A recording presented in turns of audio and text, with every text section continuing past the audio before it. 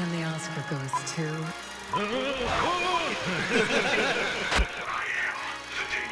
We're here to fuck shit up. Well, I'm no John Burgundy. John Burgundy.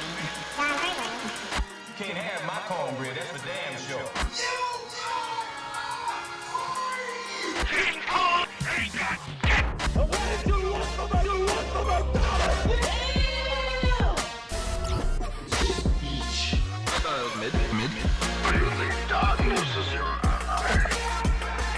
I was born in it. Side. I got family. And now for our feature presentation. Now let's knock this motherfucker out of the park! Man, I'm not saying that we have. You say this every week. But what are you saying? I'm not saying we have the greatest podcast intro ever. Then what are you saying? But I'm saying we may have the greatest podcast intro ever. What was that? That was new. What? Got to keep you guys off your on your toes. Okay. Oh, that's what it was. Well, listen, people, we're not going to waste time on the intro today. Nope. Because We ain't got time. we got a fun one We today do. for you. I'm Jamal here with Sir Alec. Hey, John Burgundy on the boards. Josh is here. Oh, okay. Extended.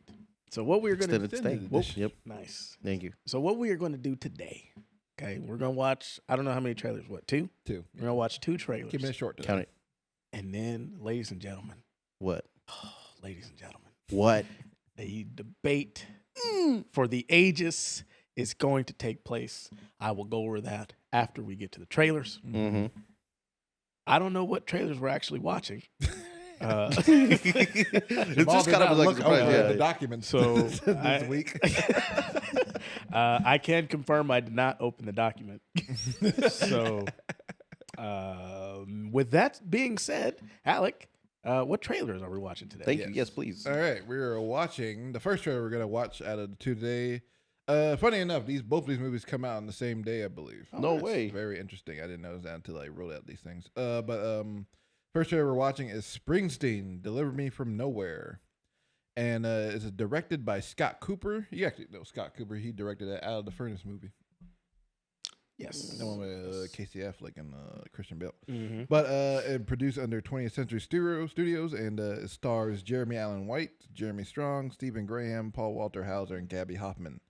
And it is set in 1982, and the film follows a young Bruce Springsteen on the cusp of global superstardom as he embarks on the making of his 6th album, Nebraska, which departs from his more bombastic rock ballads. Isn't that crazy? Yeah. The cusp of superstardom, but he's 6 albums. It takes him 6 albums. It's kind of great. Yeah, I like.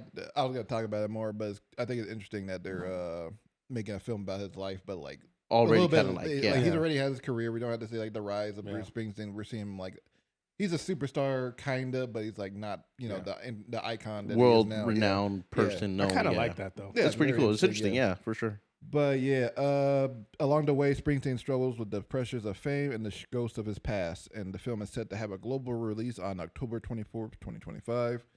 And of course, everybody knows around October season, that's about the time when Oscars start becoming more serious. 2 days after my birthday, so I Yeah, just- nice. just know It that. is serious, huh? Just know that. Gonna watch this for your It- birthday? yeah. Birthday weekend movie. That's how you can celebrate watching the Bruce Springsteen I mean, biopic. he's the biggest Bruce Springsteen fan right there. He's a Springster, whatever they call Actually, it. I do have some Springsteen songs. I do like a lot of his songs. Yeah. A good amount of his Bruce. songs. on my Spotify. So. You- But You're yeah, like, let's take a look at it. Now, I spoiler, what? I have seen one of them, I think. Well, you suck. It may have been this one. This is, I think, This is the only trailer I Oh, think. okay, because I saw one on Instagram. Oh, yeah, it's probably this one. Hey, boss, can you do a mic check? You're gonna know he recorded all from his house. Really? How's that sound? That's crazy because Looks about right. that looks like my setup right there.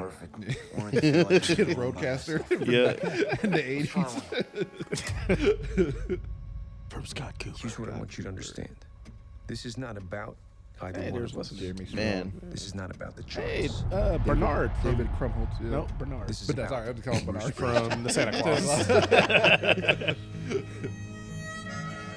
and these are Damn. the songs You hear that that? he wants to work Big on right music? now. The Bear season 4 also just dropped too. It did. Oh wow. I haven't started watching it yet But Jeremy Allen White's doing all his own singing here. though. Really? Yes, he is. Well, I mean, I would hope so tell you because Yeah. because like a lot of the other people that have portrayed like Austin Butler, he did I believe a lot of his own He things did as a lot of well. singing. Was it Timothy Chalamet? He did a lot of his own things as well. Oh, I it's like that guy. Stephen Graham. Oh, did yeah. amazing. It's supposed to be solid. So I'm seeing like this pattern of like You're supposed to be able people to stand up. trying to stand up Yeah. to This the is challenge. He didn't He's have playing that. his father, obviously. Damn. I think they had like a bit of a rough patch growing up. You could tell. This is repair, man. That shit was black and white. You know he was. With this album, he's repairing that hole in his floor. In terms of He's repairing that hole in himself. What was he nominated for? Academy Award? The Apprentice, the Trump movie. oh wow. Oh yeah, He's him and what's Yeah, just this year. He's gonna Might get another one this year. entire world. I mean, hey, props to him. Trying to find some real He's, Grinding. yeah, after Succession thing. Yeah. Mm. He was a shot too. Yeah, looks nice. I like a lot of the colors. Yeah, I have a fun fact about his performance that I saw on Twitter. The music performance or just in general? Just him performing in the music sequences. Oh yeah. But yeah, that's all him singing. You got that mannerism down.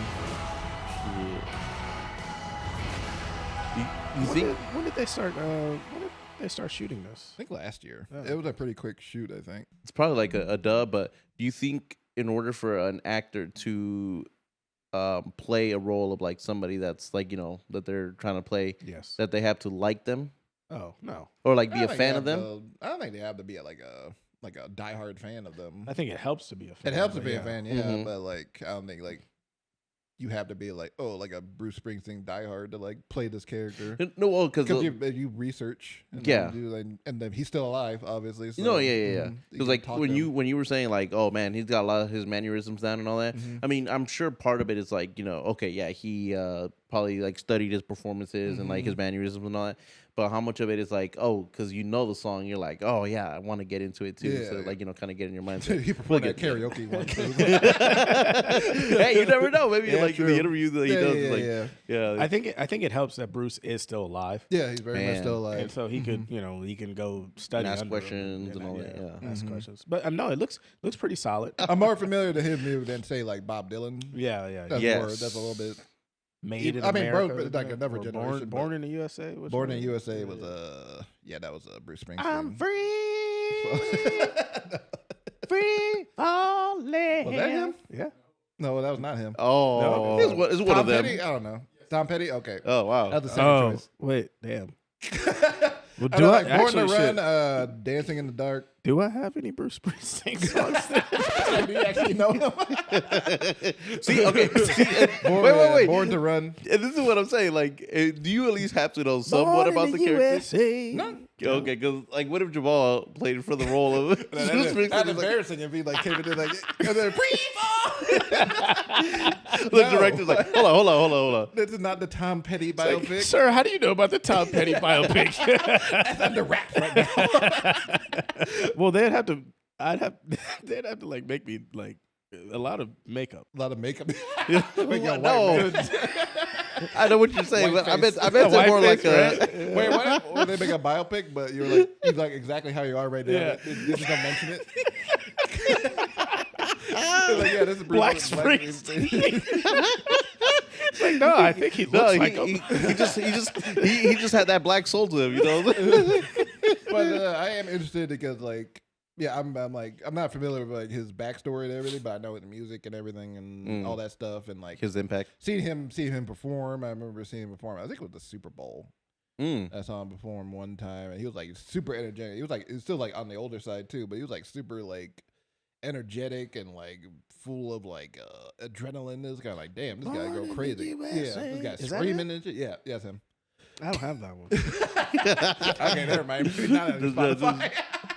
back to my factoid. My little factoid. Give it I to saw us. on Twitter that there was a person that was an extra on set of this movie during the concert scenes, Okay. and like pretty much damn near after every take, Jeremy Allen White would throw up. Oh wow. Oh, Of, what? like, the amount of like energy he was, because he was you saw in the trailer. Yeah, he yeah. was going going crazy, jumping all over the place and like going screaming. You can see the Hold on, veins hold in on. his neck. Can you do a close up on Alex Cam? Do it again. do the performance. No, say born in the USA. But no, you can see the veins in the neck and shit. Yeah, he was I like can throwing see up it. after every take because of so much energy he was putting into it. So he's going for it. Yeah, but yeah, I'm very interested to see this movie. I'm sure the whole cast is gonna be great. Got a great cast, and yeah, Jeremy Allen White, Jeremy Strong, and Stephen Graham. Usually great. We just saw him in Adolescence. Yep. And he was fantastic in that, so he could get like an Emmy and an Oscar. Ooh. He could be a double. He's really slept on. He was good in Boiling Point too. Yeah. Now I can't remember, but was Timothy Chalamet nominated for an Oscar? Yes. He was, yes. Okay. I mean, it looks pretty interesting. Again, I really don't know much about Bruce Springsteen other than like "Run, Run, Rudolph." That's the only one I know. Johnny Be Good. Oh, I don't know. Well, That's not I only know that because I musically looked up challenged. this song. We only know cinema people.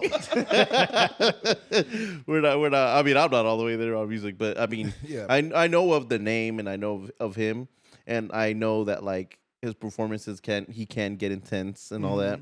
But yeah, I mean, it looks good, and it looks like Jeremy's playing the hell out of that character. Yeah. The trailer looks good, and hearing that like he's really singing in there and kind of really going for it.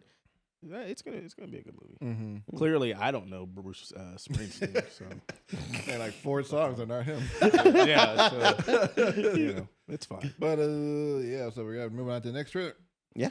All right. So this is the trailer for Bugonia, Nice. and this is directed by Yorgos Lanthimos and produced under Focus Features.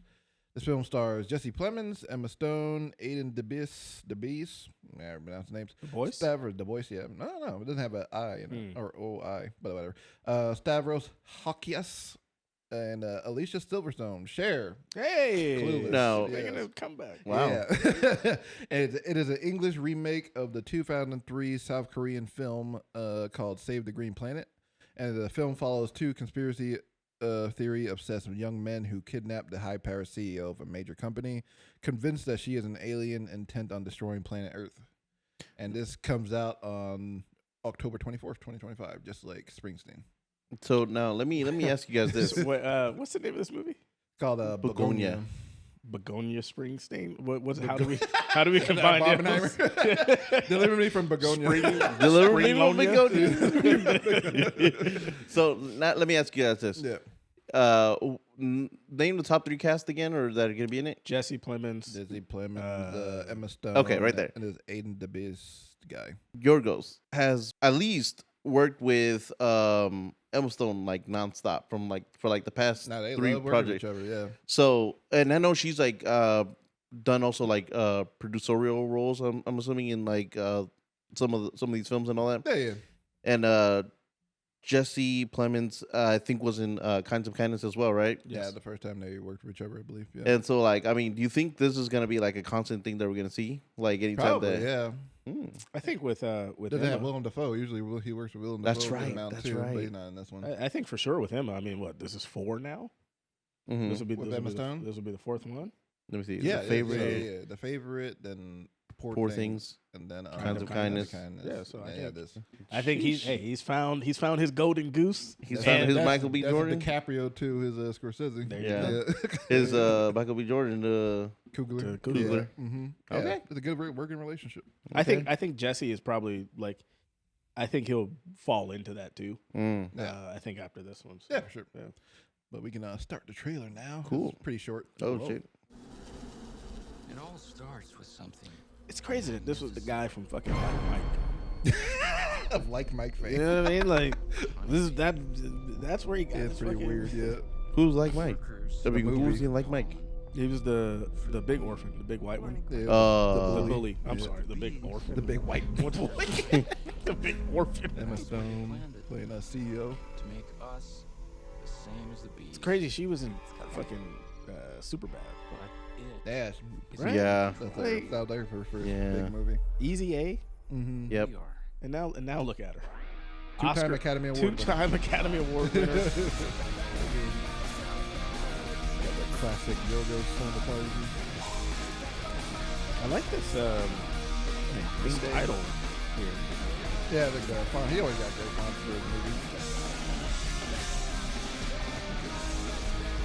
This is like Redditors. Is Jesse one? Is Jesse one of those that should have stayed Quentin fat? Tarantino. Maybe. Jesse was in fucking Game Night.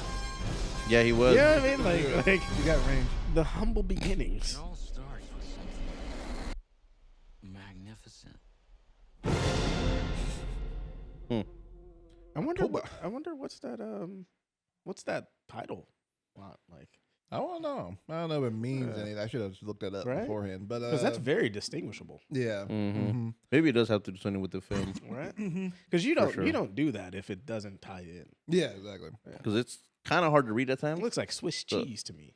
It's like- very swishy It's cheese. like there has to be Making some, me hungry. Swiss cheese. yeah, there has to be some reason, right? Wouldn't that be crazy? Yeah. That'd be wild. The alien comes from the Swiss cheese. But yeah, what do we think of this trailer, boys?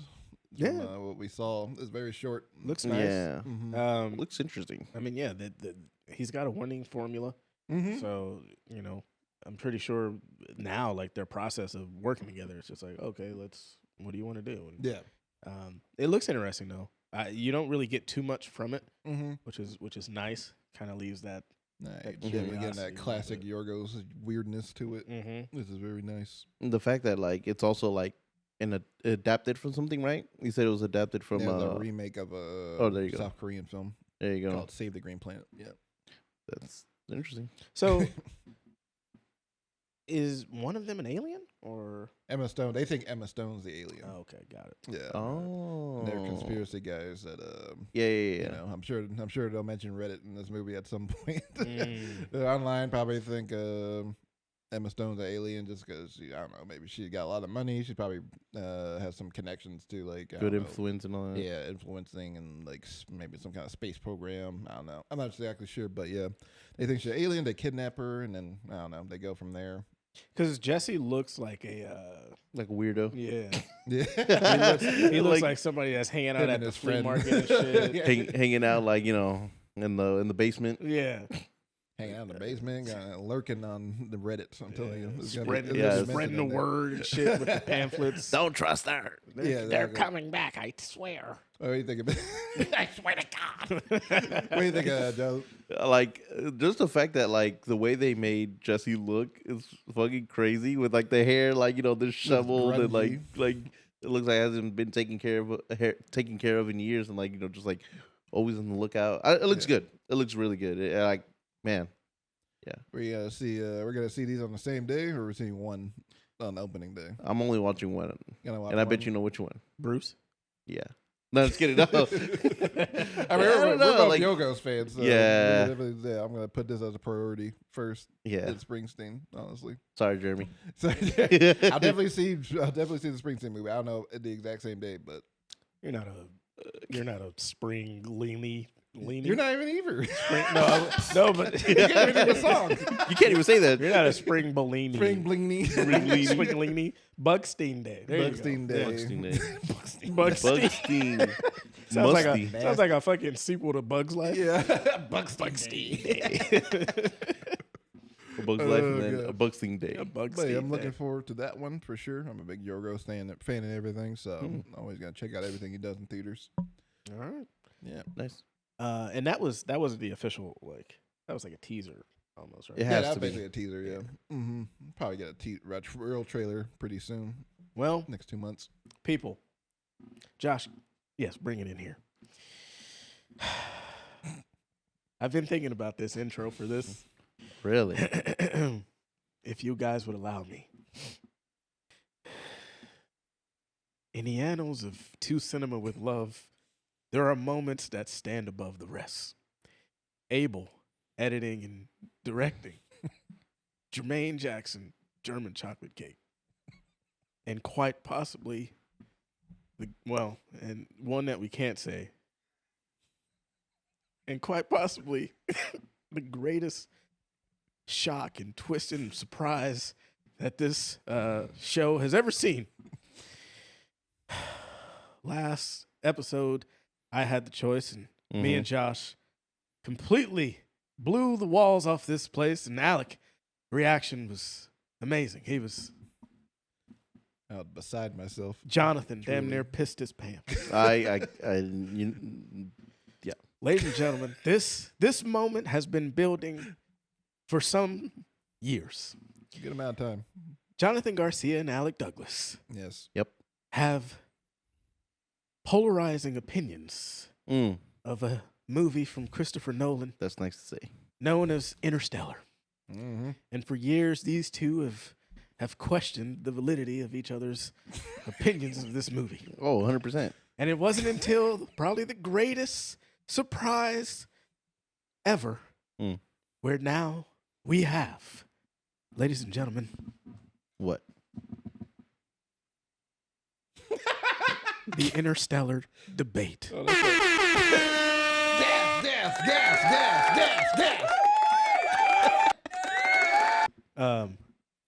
Fellas, I hope you have enjoyed that intro. That was a great Wait, hold on. Question. Yes. Do we not have that graphic? We just have a piece of paper. That's kind of ghetto. Sometimes you have to go old school. Okay. Look at the two in deep thought here.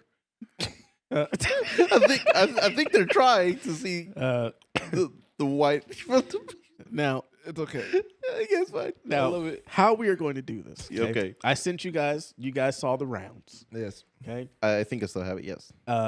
We're gonna start with opening statements Yes. because we need add and post. Yes, Josh. I'm not we doing will- that. It's Oh. funnier this way. Hey, It's hilarious Hey, this listen. way. Our graphic package has updated, but sometimes you still have to go a little old school. I like the ghetto. I like the ghetto way of doing things. So we're gonna start with opening statements. Yes. Okay. So you two will say why, you know, what you think. Alec, you were Yes. arguing in the case of. Mid. Okay. Thank you. Yes. Jonathan, Mm-hmm. you are arguing in the case of. Peak cinema. Oh shit! Not just peak, ladies and gentlemen. Peak cinema. That's a stretch. Hey, save it. Fine. Save it. Okay. So, I think points should be deducted. I will be the judge of that. I think you should watch more movies. Oh, hey, fellas. Okay. So how this is going to work, okay? You saw the topic, but I have a question, okay? Yes. I know you guys have prepared statements, and I appreciate that. Save that for wild card, the round number 3. Now, I have seen Interstellar. Josh has seen it. We've all seen it, Mm-hmm. okay? Your goal here is to sway me in my rating for the movie. Did you reveal your rating? I was gonna say yeah. Could beforehand we? or after? Yeah. So we know where you're at. No. Okay. So you guys don't know where I'm at in this. Because if I told you, that wouldn't be fair. All right. Somebody would have to work harder. Now, we can do this. Okay. How do you guys want to do this? Do you guys want to have a time on the rounds? Nah, Okay. that's fine. So when I feel like the round has kind of Yeah. ran its Yeah, you course. can just decide wherever you're tired of one of us or not. Okay. We do have a clock here Yes, now, mhm. so I will be monitoring the clock. Yeah. Okay. Okay. Fellas, I'm very excited for this. Now we can see who goes first. I had wrote here that I had Jonathan starting, Okay. but if you guys I do like that idea, Josh. What? Let's rock paper scissors this bitch Oh no. to figure out who goes first. So, fellas, bring it in. I don't want to do this. Yeah, if you don't do it, you I'm lose. gonna win. if you don't I was gonna want say to. if you don't do it, you lose. Why? If you don't do the fucking rock paper scissors, you already lose. Okay. All right. See how he's not dedicated He's, to winning. all right. And so I think you had it good at me going first. and we're gonna do this. It's one.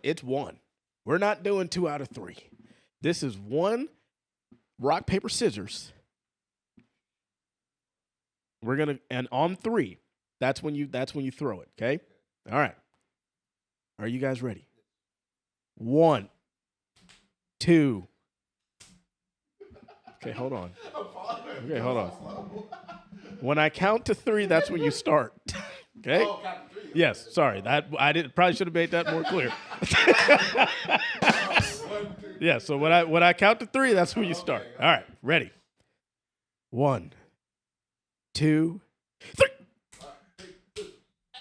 Okay. Redo. Yeah, run that one back. At the same time, please, fellas. Okay, at the same time here. Okay, let's show that we have some IQ and we can fucking do rock paper scissors. Okay, here we go. Here we go. 1, 2, 3.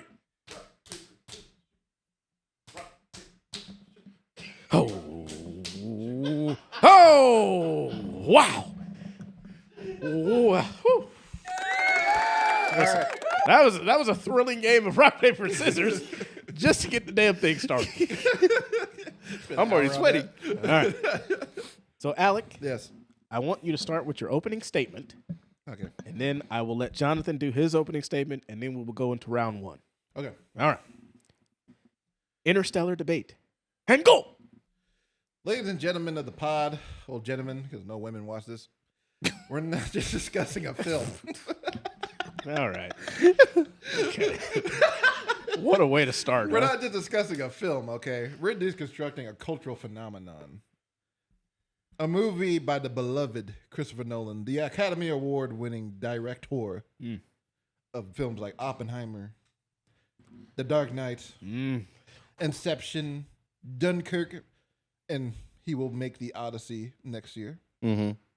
Don't interrupt. The film we're going to talk about right now is Interstellar. Yes. It's a movie that many hail as a modern sci-fi masterpiece, a profound exploration of humanity's future, and a tear-jerking family drama. And while I acknowledge an undeniable visual spectacle and ambition, I'm here to tell you that Interstellar ultimately falls short of all these lofty claims, Ooh. Very nice. landing squarely in the overrated category. Nolan's grand ambition in this instance frequently sacrifices coherent storytelling and genuine emotion resonance in favor of spectacle. What we're left with is a narrative that, under scrutiny, crumbles under its own weight, relying on convenient plot devices and a forced emotional core. It promises the vastness of space and the depth of human connection, but delivers a somewhat shallow experience masked by impressive effects and booming score. Ultimately, a truly mid film that simply can't bear the weight of its own aspirations. Very, very well put there. Now, Jonathan Garcia, Thank you. your opening statement, please. I'll keep it nice and short for everybody here in the pod and the audience watching, which include maybe some women. I know that y'all are out there. Okay. Oh, make it short, make it longer. Hey. Okay. Continue, Mr. Garcia. Everyone here at the pod and watching audience, I'll keep it short and simple. Interstellar is one of the greatest films ever made. It is peak cinema. And truly, I believe it is one of Christopher Nolan's best films that he's made.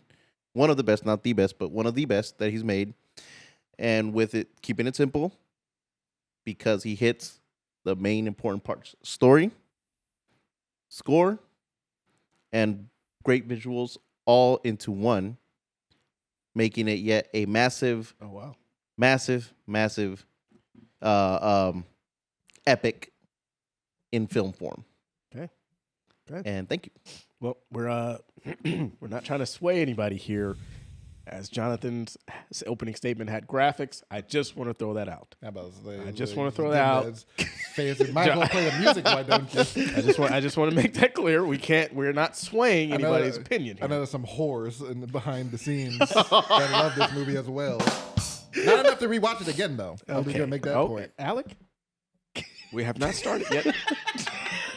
I'm passionate. Okay. Which leads into the first question. All righty. Now, you guys kind of hit on it, okay? A little bit. Question number 1. Mhm. Alec, you are starting. Is Interstellar a modern sci-fi masterpiece, or is it overrated? You have the floor, Mr. Douglas. Well, when we look at the overall grand scheme of Interstellar, what emerges isn't a profound tapestry that people like pretty much claim it is when we call it. They call it a masterpiece. Of course, I claim it as mid more than anything. Please explain tapestry for me. Like a veil, Okay, like a thank you know, like a thing you put in there in your house. It's like decoratory, you know, not really anything special, but rather confused. It's rather confused and sometimes contradictory vision of a film. The film attempts to be everything at once. Yeah, see, that's how I felt. When people tell me this movie's amazing, I hear favoritism over but there. it's not. What, favoritism by me? No. And then behind the scenes shit.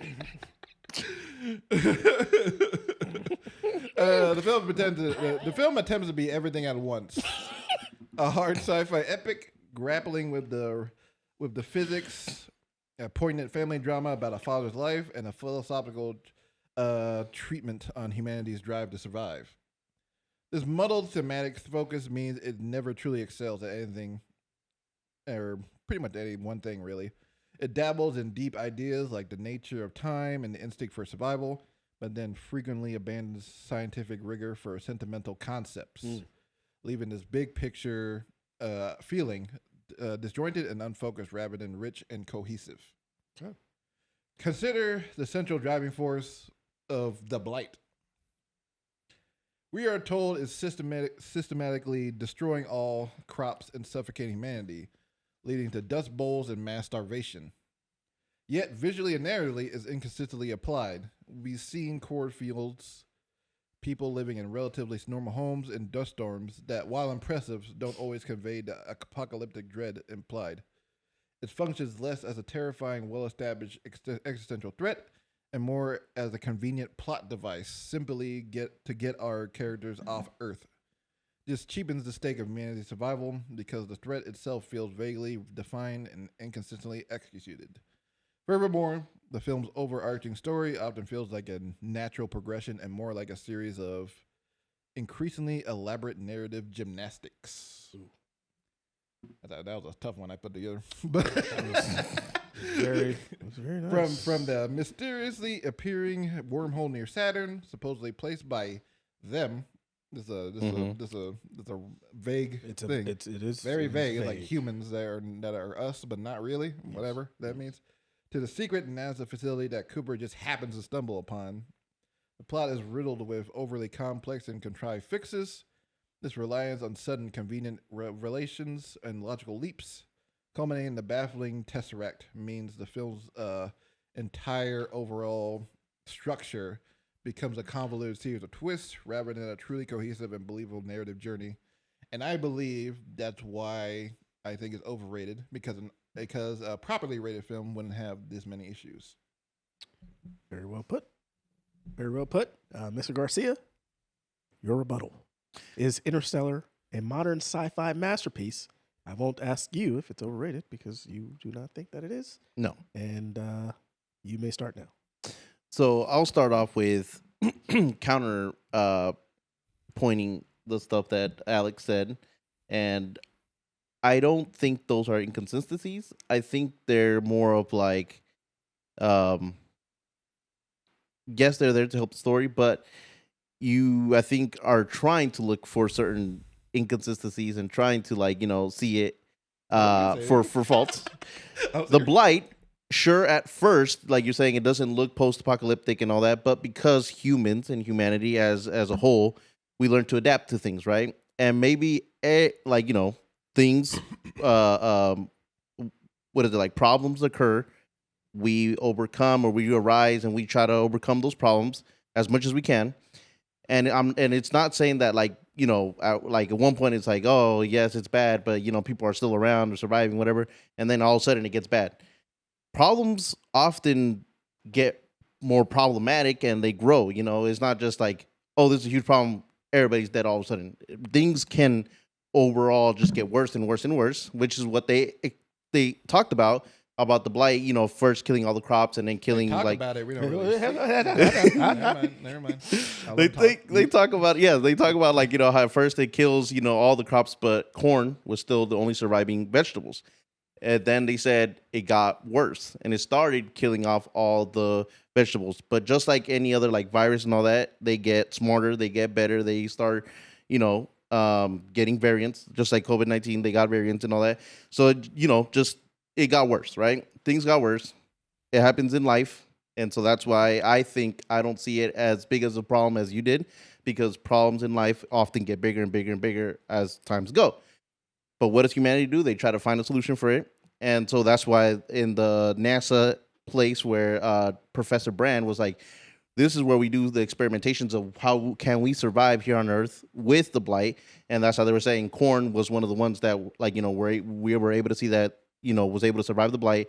But now it's not going to be able to survive the blight. So we have the secret mission of going out into space because them put a black hole there. And, you know, as we watch the later on in the film, everything kind of just comes together, right? If we pay attention, if we look at it. And that's why I think this is a masterpiece, because I believe one of the movies that you can like rewatch and learn something new from it and then go back and be like, oh, so this plays into this plays into this plays into that. I see the bigger picture, right? You learn more as the more you watch. And I think that's what's kind of like beautiful about cinema and movies like this, because I'm not stepping away from this, but like in Prisoners, when I first watched it, I know last time I said, damn, I didn't even notice the necklace that the man was wearing that later was going to be brought up in, like, you know, they give it to us in the poster, and then later they were going to talk about why that was important in it, right? I like movies like that bring pieces of information, like they sprinkle it out, and at first you're like, what does it have to do with, like, you know, the story? What does it have to do with everything, right? But everything at the end, I feel Christopher Nolan was able to bring it together, and if you don't like see it, you can go back and rewatch it and then be like paying attention to that specific thing to see where it all fits in. And yeah, I mean, that's my argument. So I don't think it's overrated. I think it's underrated, if anything, for a lot of people that say it's overrated. And it just, you know, it holds its weight. Excuse me. I do like that you mentioned Prisoners. No, that's why I said no. I'm just saying. Hold on. That's a whole move right there. Wait. I'm just saying. Okay. I didn't. Well, Yeah. I know. Very good points. Very good points. We'll come back to round one to decide that one. Okay. Wait. I have a question. Yes. Does Josh also get input, or you're like the last judge or only judge? Because I think we're swaying you, right? You're swaying me, but Josh can sway me as well. Okay. Alec, don't look at the question. I mean, I was like, he's part of this too. Well, no, I was only. okay, wondering. fellas. Okay, let's keep it simple. Okay. Okay. So now for this round, Yes. interruptions are active. Okay. Oh, Okay. wow. Okay. So feel free to jump in. He just runs the show. So feel free to run in. Yeah. You know, Okay. if some bullshit is being said. Uh-oh. Okay. I'm sure there's gonna be a lot of bullshit. Okay. Oh. Like smoking. Okay. All right. Round 2, heart versus the brain. Yes. Does Interstellar earn its emotional moments, or is it manipulative? Jonathan?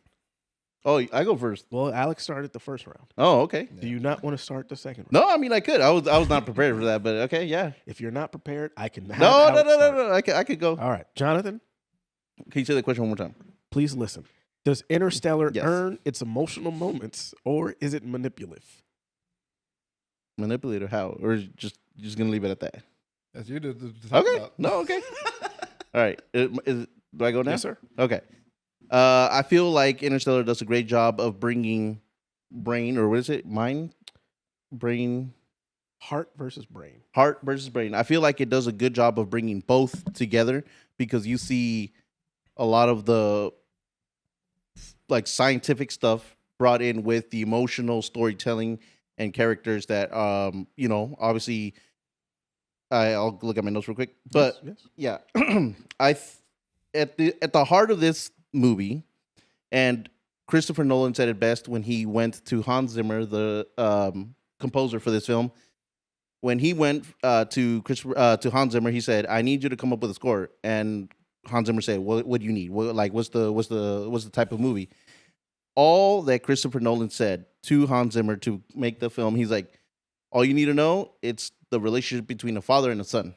That's what he said. And I'm going to interject right now. Yes. go ahead. It is the relationship between a father and daughter. Yes, but I'll get to that.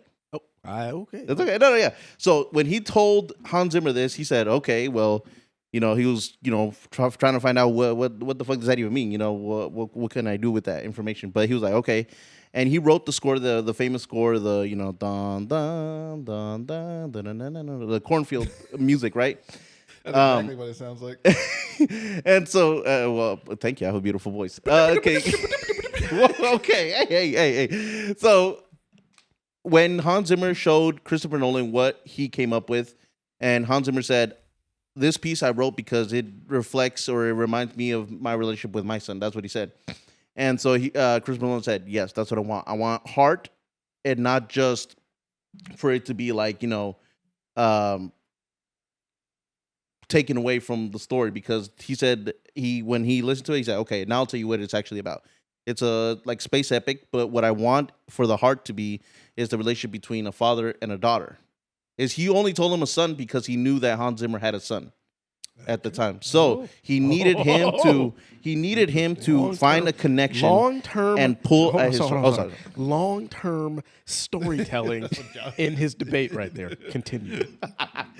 And so he said that because as a director, he knows how to kind of like put people into the mindset and get what he needs to pull whatever he needs from, whoever he's working with to get the best out of them. So he said that in a moment. And then later when he manipulating them. Wait. I don't think directors are manipulators. They're Yes, they just are. As a director, I am. okay. That is a good point. But he later gave him the truth. So not manipulating because he gave him the script. You still gaslight. Wait. I feel like it's only manipulation when you don't get the truth. When you don't get the truth ever. So maybe he could have just said, a little trick in there just to, kind of see what he can come up with. But then at the end, he when he found out that okay, now it's gonna be like a space epic about the story of like these two, father and a daughter. That's when he started like making it and expanding it bigger and adding those pipe organs that we hear and then it was actually real pipe organs that they used and making it more like angelic and sound larger than life and everything, right?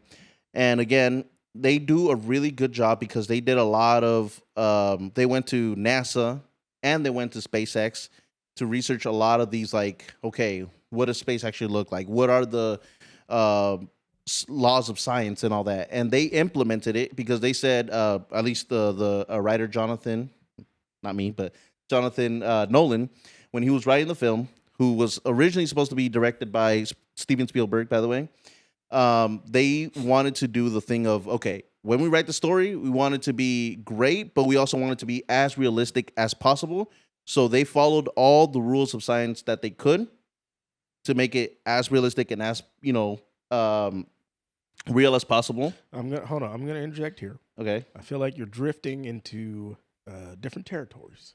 I'm talking about the emotional beats Okay. of the story. Yeah, because the emotional beats in this movie fail. Wait. I'm gonna get to it. Oh, okay. I But apologize again. because what I'm trying to say is a lot of people often think with Christopher Nolan's movie as a general, because I've heard it in Oppenheimer as well, that he gets too focused on the technical stuff and the making it real life, that he often slips and slides with the emotional. But I argue against it because it actually hits every beat and story emotion that it's supposed to hit, because I felt it. I mean, when you look at the performances from Matthew McConaughey in the scene of where he looks at the vlogs, the story, the him and his children, all the time that he's missed, the messages. That's how I look when I watch Love Island. It's no big deal. I don't think laughing at his. I'm sorry. At How his dare you No. laugh at point, my pain? I don't think No, that helps. I'm sorry. I don't think that helps your case. That's the humanity part. That's the beautiful part of the story. It tells a story of humanity in all of humanity. There's good and then there's bad in humanity. And that's the constant battle that's going on in this story. And it does a really well job. That I'll what is it? I'll leave my time or right there. Bullshit. Now let me give my. Can I give my Yes. reasonings? Yeah. Yes. You could have interrupted him too. I could have, yeah, but I wanted to give his long-term storytelling going on. Oh. Even though there's a lot of bad takes on that one, but it's fine. We all have bad takes, some worse than others, you know. But it's the heart versus the brain, right? Yes, Yes. Mr. Douglas. Yes. Y'all know that Nolan loves his brainy, trippy plot lines and stuff like that. He likes to get into the nitty-gritty of science and everything. But a lot of people complain that he's like Jonathan said, he gets too onto the techie side and too much on the intellectual side, that he forgets the actual emotions of the characters. And here I would agree, as a lot of the characters are underdeveloped, besides like McConaughey and to an extent his daughter. But the force of motion and the flawed science, this is where the ambition of Interstellar falters, I think, in my opinion. In his attempts to balance the emotional and intellectual, on the emotional side, the film's efforts often feel manipulative rather than genuinely earned. While McConaughey delivers a committed performance, and Hans Zimmer's score does a lot of the heavy lifting in terms of like communicating the emotions. It often feels like it's telling the audience how to feel rather than letting them experience it themselves. Yeah, there he is. Okay, I'm gonna jump in here real quick. Yes. In film, we were taught that that film is the marriage of sound and moving pictures. So how is that not like a pro thing instead of a negative thing? If sound is supposed to be helping you tell you what to feel, I mean, you know, Talk about sound design or score? well, score and sound, like, you know, Okay. it's supposed to help you and tell a story. It can help tell a story, Mhm. but also there's a point where the script doesn't give enough character to it at all. And there's a point in the movie where it just becomes all about the science and it becomes exposition heavy. All the characters just start talking all this scientific jargon, which I'm sure is accurate, which is perfectly fine that it's accurate and everything. But this is a movie that's supposed to balance that. And I feel like it edges too much towards the science part of it rather than the actual human core between the father and the daughter. Because even though it is about the father and daughter, like, do you actually give a fuck about the son? He's a big part of it too. Do you actually give a fuck about this? Yeah, do you actually care about him? I think it was important to have him in Do there. you actually care about him? Do you actually like emotionally feel connected to him? No. Exactly. That's a lot of the other characters too, besides those two characters. And yes, like I said before, feel free to get in there. yeah, you John. can tell me. I'm listening. Feel free to get in We there. are expected to be moved by the sheer volume of the music and the intensity of Cooper's crying. You know, my iconic character, his name's Cooper, rather than by organically developed emotional beats within the narrative. This heavy-handed approach prevents true catharsis. Adding to this, the underdeveloped characters further limit our emotional investment. The daughter of Dr. Brand, Amelia Brand, Romley Doyle.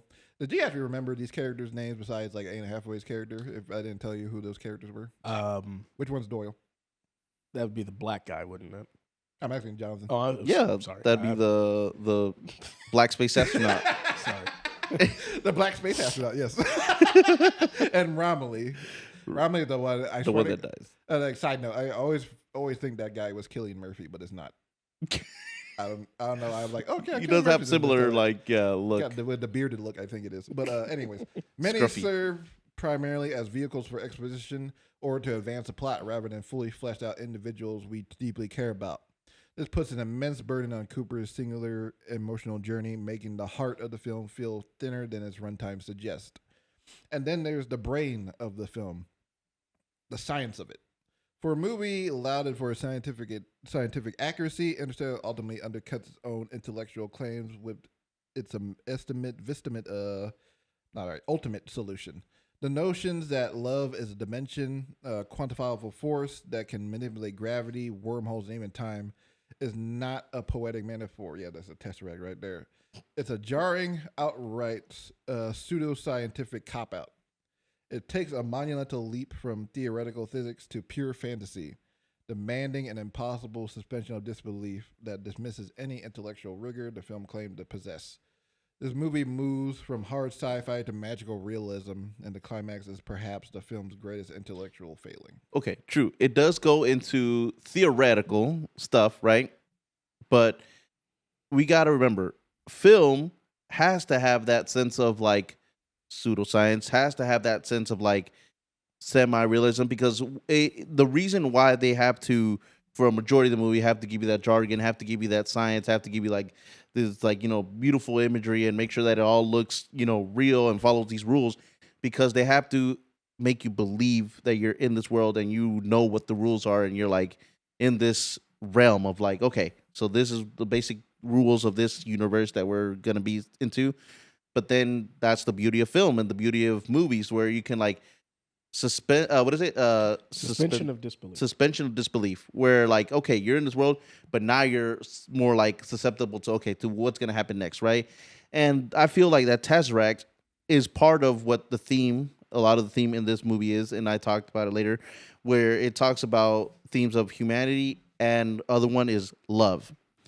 I feel like love is, what you see in this little Tesseract realm thing, is because Dr. Amelia Brand said it best in her monologue of like, we don't know what love is. It's unquantifiable. You can't really describe it. You can't find the science to it, but you feel it. And it's for an off-screen dude that we never see. Yeah, that's fine. Like, why should I care about that? Well, because she felt it. That's what I'm trying to say. She's talking about love. It make me feel it.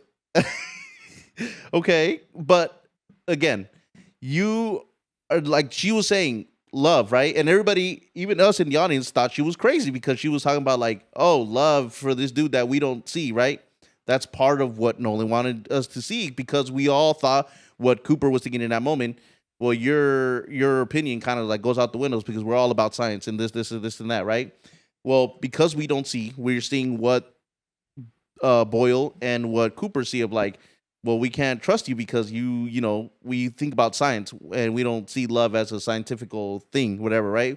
And then that's the beauty, because then later, boom, Cooper is put in this position of like science versus love, where he communicates to Murph through love. He communicates her because she's saying we don't know what love is, but it's unscientific, but we can feel it. And the love between the father and Murph, it's so strong. That connection is so strong. See, it's my love connection is so strong. It made my camera black out. And so with this strong bond between with this strong love connection between the father and her daughter, he's able to communicate between time and time and space and all that, and that's how they're able to get the thing. So you agree that Dan Hathaway is more a device for the main character, Matthew McConaughey, so you can feel deeper connection to the characters between Murph and him. I will say this, because my point is that these characters feel more right. like devices. And I hear you out. Characters. I feel like in a lot of films, not just this one, but in a lot of films, we do have that instance where like, there wasn't enough, emphasis put in certain characters. But I feel as long as the main focus is always on like, what are you trying to get to across? It's not as bad. It's not as bad because it's justifiable, right? We want the focus to be on Cooper and his daughter Murph, right? That's always the thing. And that's why, like you said, oh, why don't we care about the son? Because the story is really about the son and his daughter. It's not really about the father and his daughter. Not really about the father and the son, because it's the love between these two. And yes, he loves his son too, but Murph is the one that ultimately, at the end of it, spoiler alert, is able to save humanity. His son be having a rougher time though. He do be having a rougher time. Okay. We're gonna put. Oh, sorry. We're gonna put Bud in round through 2. Okay. We're gonna go to round 3. Okay. Which is the wild card round. Okay. So this round, there is no question. Okay, you are free to discuss anything regarding the film. Okay. If you want to talk about pacing, if you want to talk about score, if you want to talk about hype, character performances, directing, anything that you guys want to talk about, visual, round 3 wild card is where you go. Alec, Gotcha. We'll start with you. Yeah, I kind of talk about my wildcard argument against Interstellar, that it's a pervasive and unearned sense of grandeur and self-seriousness. Film often feels like it's trying to convince you of its own profound elements, rather than letting its themes and stories speak for themselves. From the constant booming crescendos of Hans Zimmer's score to the weighty, often preachy dialogue about humanity's destiny, the film incessantly signals its own importance. As in the words of Peter Griffin and Family Guy, it insists upon itself. I just want to say this graphic is not here to sway anybody. It's just there to inform. Yeah. Like that, we kind of go, We're not trying to evoke any emotion with that one. yet when you juxtapose its grandiosity with its numerous plot holes, its forced emotional beats, or its questionable scientific conclusions, this self-importance feels performative and hollow, rather than genuinely profound. It's a film that desperately tries to be a classic rather than organically achieving that status. This self-importance is deeply connected to another major flaw: its over-reliance on expositional dialogue, like I said before. Instead of trusting its visuals or the intelligence of its audience to convey complex ideas or emotional states, Interstellar frequently resorts to telling rather than showing. Characters deliver lengthy monologues explaining everything from wormholes to the philosophical implications of their mission. This often clunky dialogue slows the pace significantly, feels unnatural coming from the characters, and ultimately treats the audience like they need things to be spelled out. For a director like Nolan, known for his intricate visual storytelling, this constant need for spoken explanation detracts from the cinematic experience and further contributes to the film feeling less like an immersive story, more like a lecture dissertation. Let me bring that picture up. I would say this is a visual of Nolan basically carrying the audience through this movie. He has to carry them through the story, letting them experience the emotions that apparently this movie has. Oh, I'm waiting. Is it my time now? I mean, you can jump Okay. in anytime. Oh no, I didn't know what. Yeah, you didn't say if, like, we could, jump in. Interruptions are active. Okay, Yeah. I didn't know. Okay, so I want to go with characters and talent. Oh. So Christopher Nolan, as a director, chose a great cast for a fantastic movie with the acting powers of Matthew McConaughey, Anne Hathaway, Jessica Chastain, Michael Caine, and Matt Damon. There were a lot more actors in it, obviously, but all did well. But the ones that we see, Can't even name them. but the ones that we see on screen time the most and are the most impactful to the story are these actors. That's why I mentioned them more than the others. Matthew McConaughey plays Cooper, a former NASA test pilot who lives in a futuristic, pre-apocalyptic world where humanity faces extinction due to dust storms and crops blights, blah, blah, blah. I feel like he portrays this fatherhood really well because we see in the beginning of like, he has this more closer sentimental feeling towards Murph. And as long with his son, he's like, what do you want to be when you grow up? He's like, I want to take up after you, Dad. I want to take up the farming. I'm going to do all this, and that. But you could see Matthew McConaughey plays his character like, he loves science and he doesn't want to give it up, even though, the whole world is like giving up on science, but he's trying to do the best for his children, right? and he tries to instill this into his children. Especially, you see it a lot in Murph, but with his son, he like is appreciative. So that's why I feel like he did a really great performance in this film of bringing that to us. And I feel like I wasn't carried.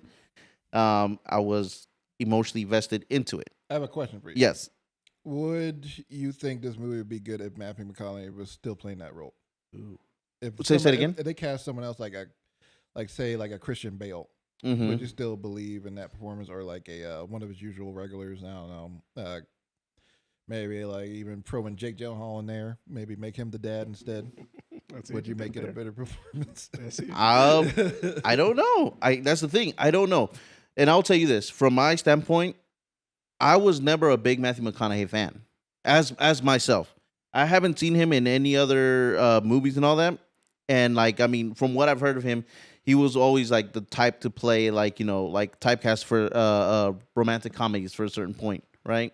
I don't know when he did that transition from like that to like more serious roles and going now and like playing like the other roles like the Dallas Buyers Club and all that. Was that before or after Interstellar? No, that was after. After? I mean, before. So yeah. Okay, and so again, I feel like this gave him a great opportunity to show more of his acting chops. And like again, because I never seen the Dallas Buyers Club, but I know that's where he won his first Oscar. And then we see this, and I'm like, okay, now I'm on the Matthew McConaughey train. I see he's a really great actor, and he did his thing in this film, and was able to portray that character really well. Anne Hathaway, we all know she's a very talented actress.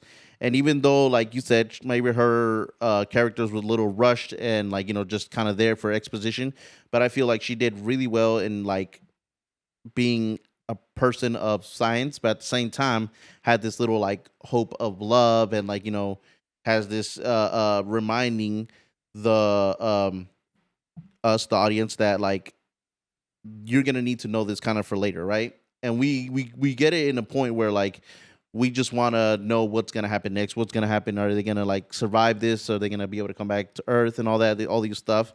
And she defends love and is on the stand of love.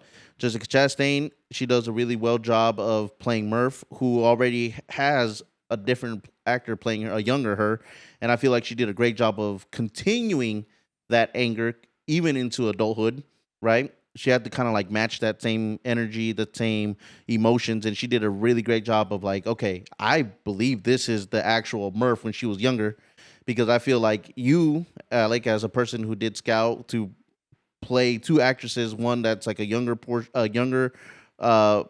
character versus like an older character, how hard it is to connect them and have them kind of like make them feel as one, right? Because you need to have the audience feel like, okay, this is the same person. It's not just like, just pretend this is the same person. No. Mm-hmm. So I feel like Jessica Chastain did a really great job in her performance to really believe that, okay, the Murph that we saw earlier, this is now her growing up, because has the same sense of like intelligence, has the interest in science, has like, that anger towards her dad because she left them when, she was younger.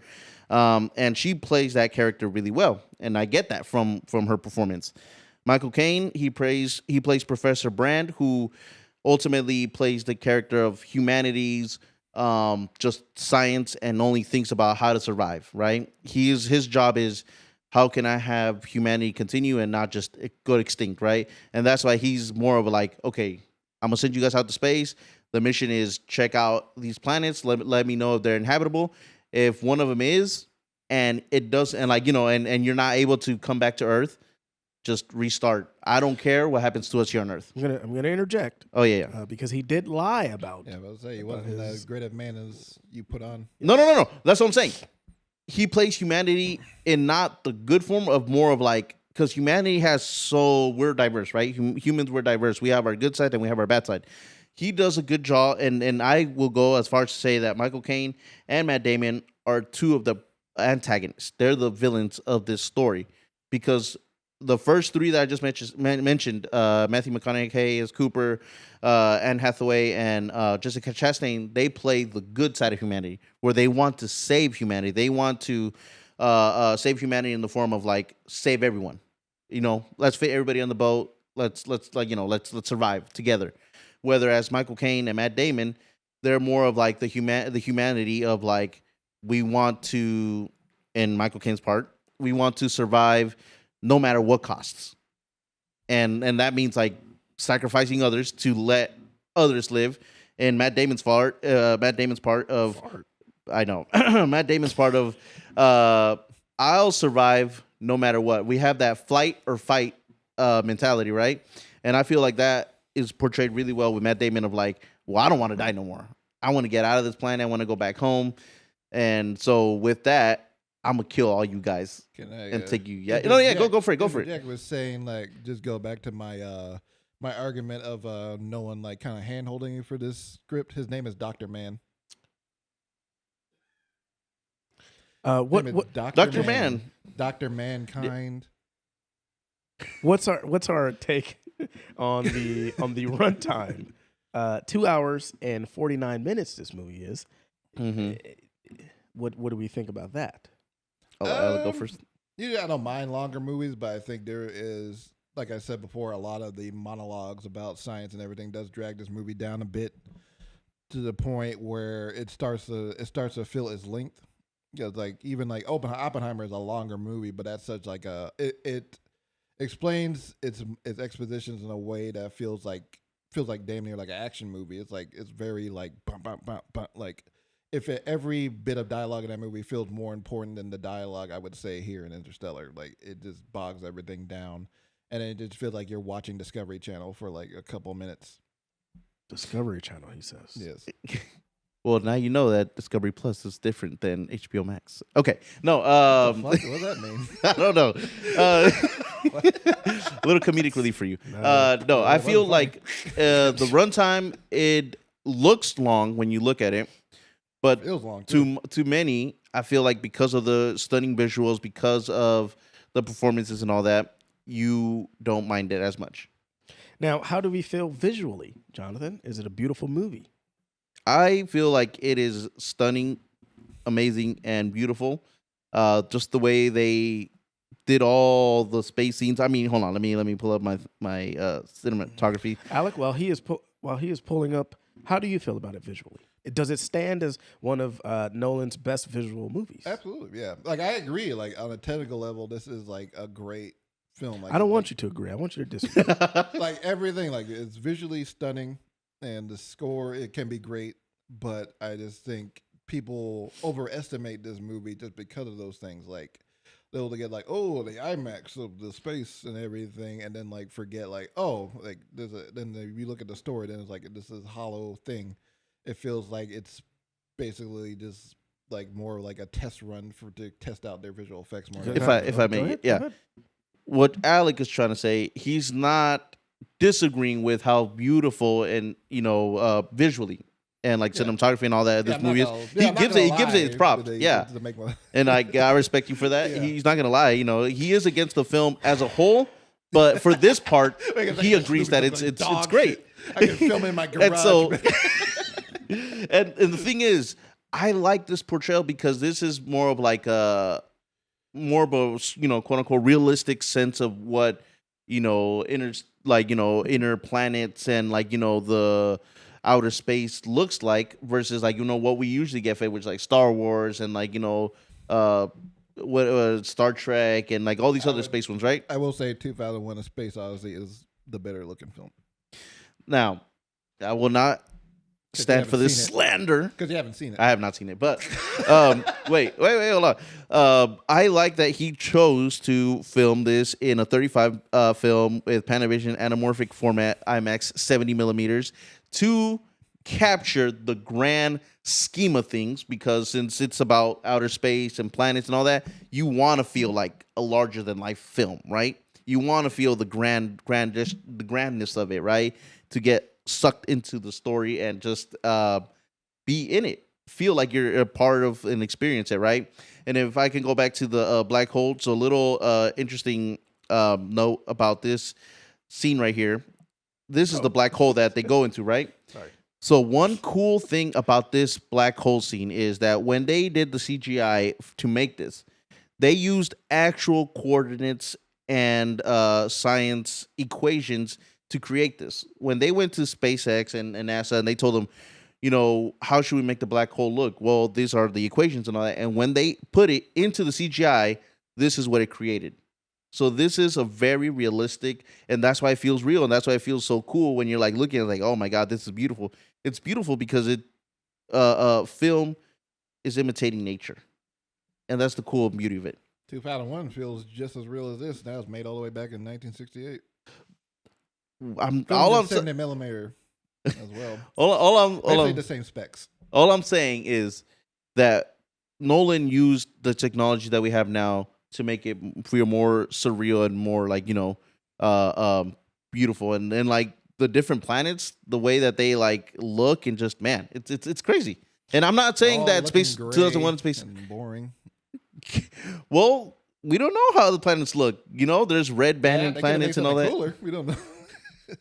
But it goes into more magical realism in a way. It's like fantastical. So like, why not make your planet look cooler? Besides, like the planets where like they're overarching each other. Because okay, I'm gonna intervene here. Okay, we're gonna put a button on round 3. Okay, we're gonna go to now round 4. Yeah. Okay, humanity's fate. Was the Earth storyline compelling, or should the film have stayed in space, or vice versa? I can't remember who started the last round. Producer? I think it was. Josh, Okay, so Josh. Okay. Josh says, Jonathan, you're starting this. Okay, so I feel like the story that needed to be told on Earth was simultaneous to what was going on in space.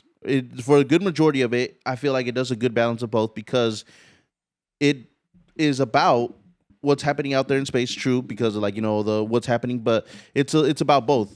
Will the people on Earth survive or will they not? Right. That's the whole point of the story, is that they're out in space to try to save everybody on Earth, and so it kind of needs to jump back and forth, and that's why you have the sequence of Murph trying to figure out the equation back on Earth while Matthew McConaughey's on his mission. They're ultimately all trying to work together, right, to save everybody on Earth. That's why I feel like it does a good balance of being able to see what's going on with Murph on Earth, trying to figure out her part to try to save humanity, and then back to Matthew McConaughey as Cooper on his space mission, trying to be the best damn test pilot out there, just to try to save humanity.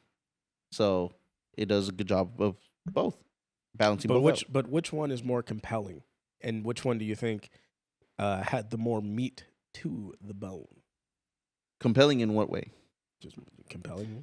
Well, compelling obviously it's gonna be the space stuff because people visually want to see like the cool stuff, right? And they purposely try to make Earth look flat or as flat and very bleak and all that because you want to feel bad for everybody on Earth of like, oh damn, I am doing this to try to see if everybody can be saved on Earth and everybody can make it to one of the planets. Which one was more interesting to you? It's obviously going to be the outer space stuff because, that's when we don't know what's out there in outer space. And that's part of the thing of that calls the most attention. You're like, okay, so this is what their interpretation of what space feels like, looks like and all that. So you are automatically going to be more focused on what's going on there, even though they do an okay job also of what's going on Earth of making it feel like, damn, we're damned or, what's going to happen to us here on Earth. So I would always say, yes, obviously it's going to be the intergalactic stuff. Okay.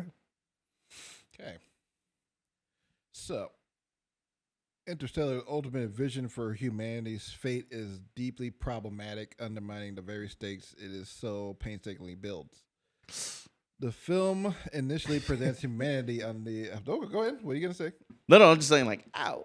I'm hearing, because you didn't finish. It hurts my soul. The film initially hurts my humanity. presents humanity on the absolute brink of extinction, facing an inescapable ecological catastrophe.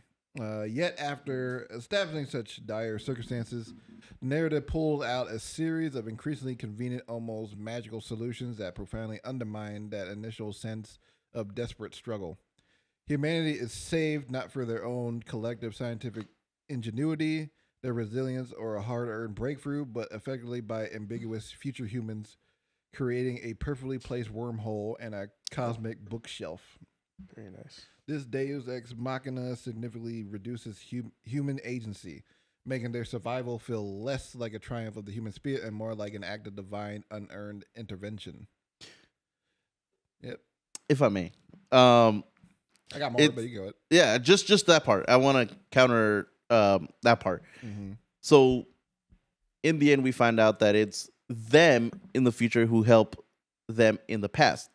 Them in the future is what put that black hole there because they know what's gonna happen. And that's what I'm saying. This is the beauty of like this movie of like if you go rewatch it, like, oh, everything comes back around, right? It's like a time loop, right? It's like, you're seeing everything in like a really different order, right? Because when you first watch it, you're not in the beginning with the documentary.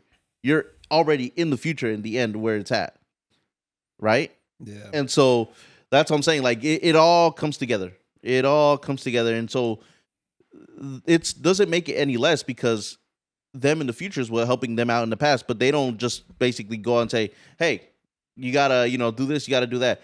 They give them that wormhole. They they don't give them anything else because they have to put the rest of the pieces together because of the whole like you can't mess up your past, right?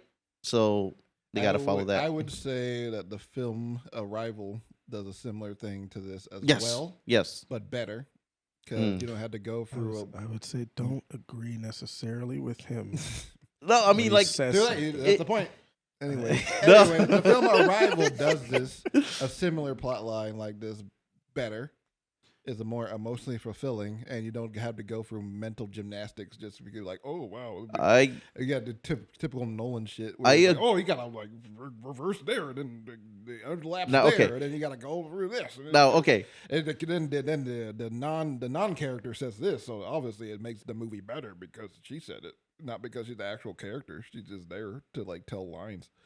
Anyways, this time, wait. Okay, I agree with you that Arrival is around the same plot line that it does the same thing. No, it's the same thing. The better movie though. Wait, it does the same thing of like it does the whole looping thing and like it's all interconnected. But I felt more lost in Arrival than I was in Interstellar. Enough said. That's all I'll say. Okay. It was more confusing to me, and that says a lot. Yeah, you get a Nolan dick writer, but it's fine. Oh, what else? This ties into persuasive chosen one trope centered around Cooper. The fate of the entire human species is effectively placed on the shoulders of one man guided by these nebulous future forces. This reduces humanity's complex struggle to a singular personal journey, diminishing the universal implications and the collective efforts that would truly be required for such a monumental feat.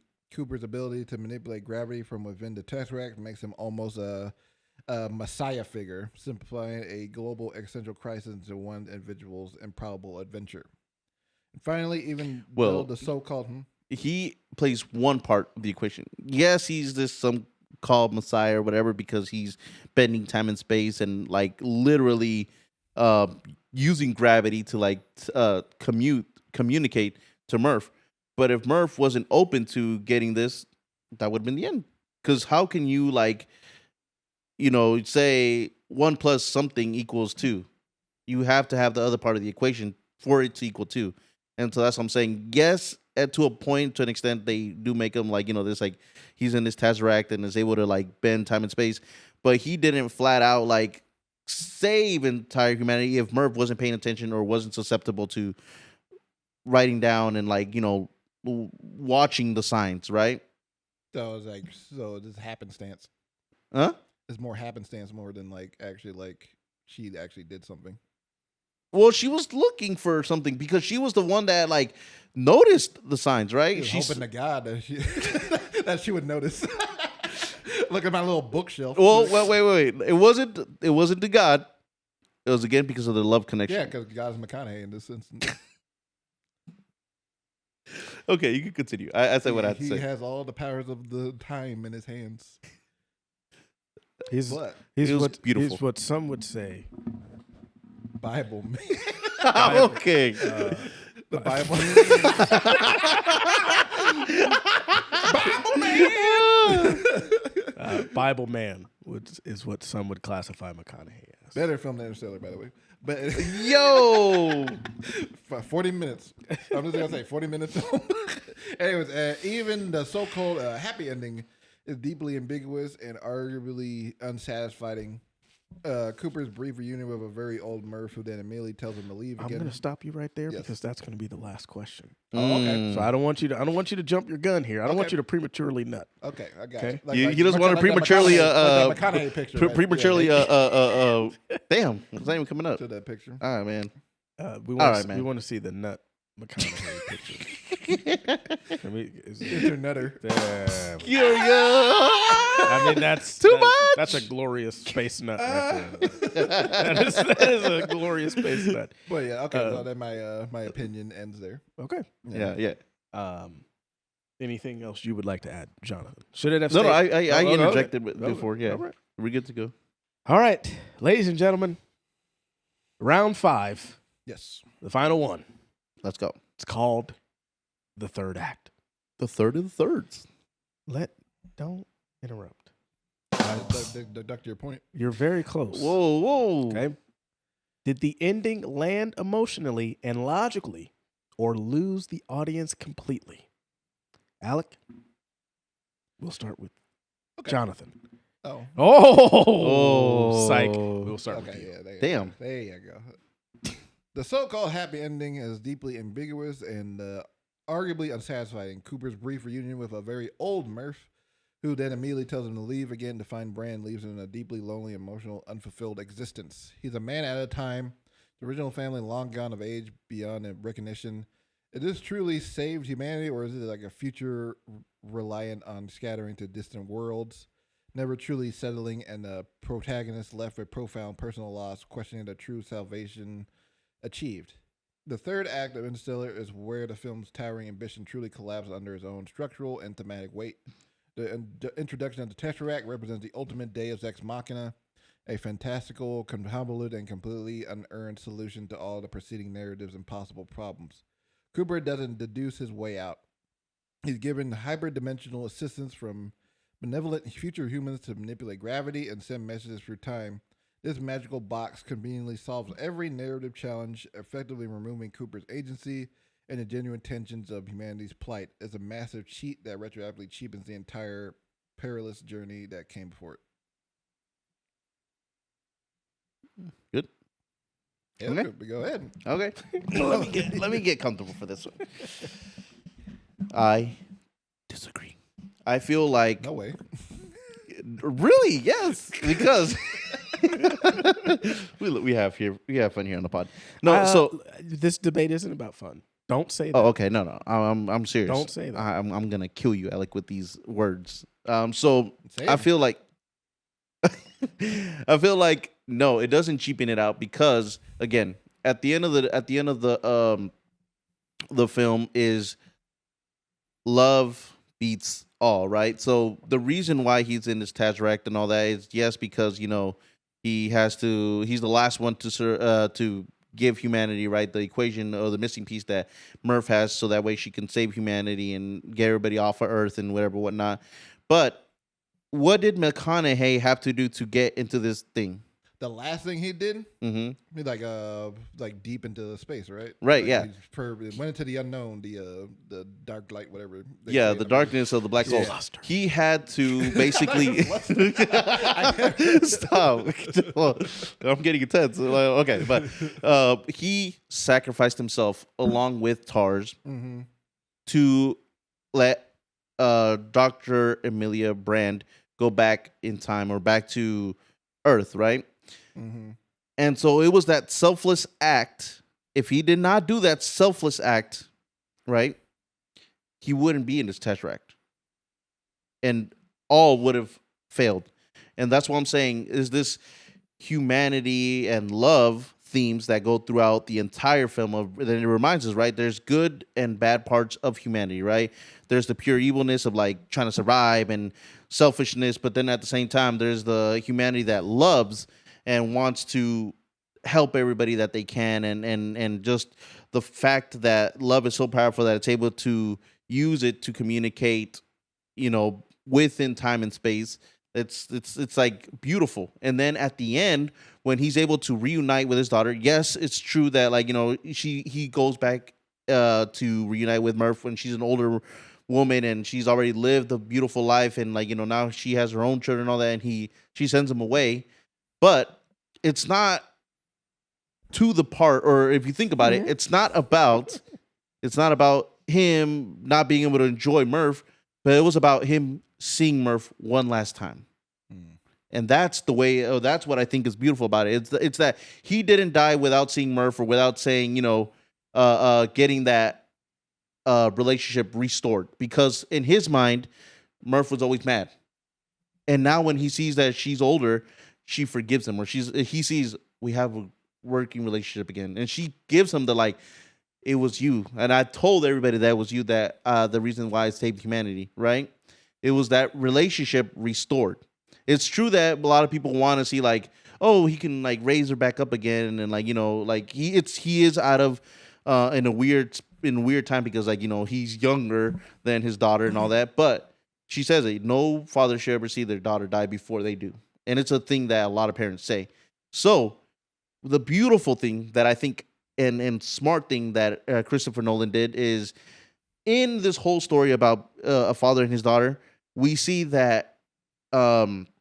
Matthew McConaughey's character Cooper falls in love, or like falls for like Dr. Amelia Brand, because well, I feel like they did, because at first they didn't really like each other. At first, in this whole journey that they go through, they don't really like each other, like because he's like like silly and all that, like that's what he says, he's silly and all that, and he even tells Stars, hey, give me a 60% comedic or whatever, right? Which again, I want to add before we finish that making a robot with emotion is hard to do.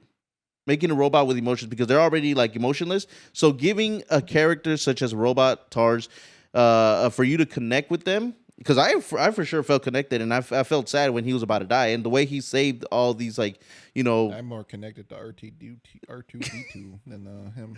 Well. That's your prerogative. And he does the beep boop. That's all he says. That's all he says. But again, I feel a connection to Tars, which is hard to do for a lot of robot characters because they're heartless and they're emotionless and all that. But Christopher Nolan did a good job of making this a character, and a character that's well liked, and it's even alive in the end. Right? They both survived that Tesseract thing, and then. We see the ending of Cooper going to reunite with Dr. Amelia Brand, who thought he had died, because that's the last thing she remembers and seeing, and it's him running to go see her. Well, they're running to her, or just sneaking into a space, base, and then yeah, gonna get into a spaceship. Yeah. I want to say running. I didn't feel any like love connection at all. I just felt like they became friends overall for the journey. Of course, I didn't feel like any like romantic connection anyway whatsoever. But then that was the intent, and then no one failed in that regard. But he's not usually the best at romantic relationships anyway. So, well, I respectfully disagree. Like, what's the last time he did like a good romantic relationship in a film? If I I mean, I don't know how to answer that, because I mean, I don't know. I don't remember seeing another movie where there's like romance involved in it, really. And any Nolan's work. I would say Oppenheimer. That's probably the last one I can think of. The last one, yeah. That was like the decent one that he attempted, yeah. Okay. Well, sorry. I forgot what I was going to say. Yeah, well. All right, well. Prestige. Prestige, yeah. Prestige. Oh, yeah. Prestige. Okay. All right, well. Tried to help you there on your point. Yeah. Well, ladies and gentlemen, that is the end of debate. Yes. Thank you. Go ahead. Okay. Let me get one of these. Let me get one of these right here. Yeah. Yes. Let's very nicely. Yes. Good points overall. I did like good amount of points. I can't. Thank you. No, that was very thought out on both ends. Yes. Very, very nice competitive debate. Mm-hmm. You both brought some interesting topics to the table. I'm sure I'll be shit on by everybody that watches this video. Uh-oh. Everybody loves that movie. Oh, no. You brought some good points. I mean, like, yeah, like. No, both of you guys said some things that made me, think about it. So I wanted to watch it the most recent I could, so that it would be fresh in my mind. So I watched it this morning. Yeah. Yeah. No, I'm sorry. Okay. Okay, I don't know what that was. And so that definitely helped being able to hear you guys' debate and what you guys thought. Josh, could we bring up the scale here? So we're going to get. So Alec, you say it's mid. Yes. Jonathan, you're there. I always see what you're saying. They're peak cinema. Josh, where do you fall on it? Josh falls mid peak. Well, ladies and gentlemen, first of all, thank you for this highly entertainable debate. Yes. Yeah. Well, I had fun. I had a It was lot of fun. Yeah. We should do more of these with someone else. So now my decision, the tough part that I have here.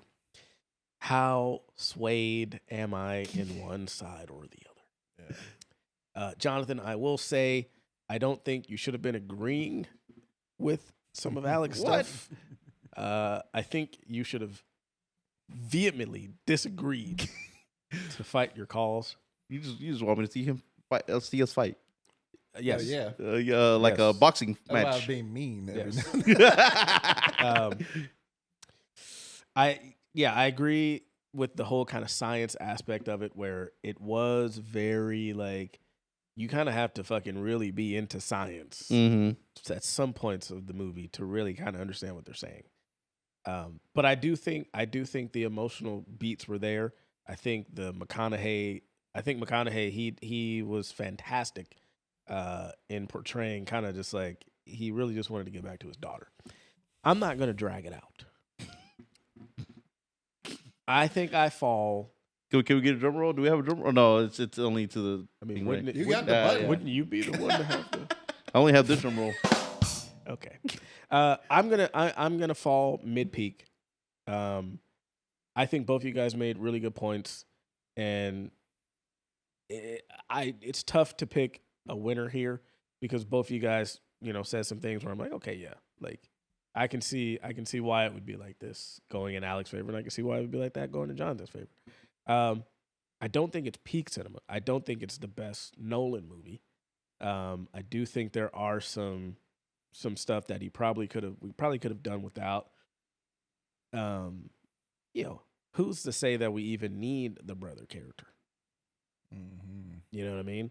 I kind of would have liked more of Michael Caine, Dr. Brand, because I think you brought up a good point where him and Matt Damon's characters are the two antagonists.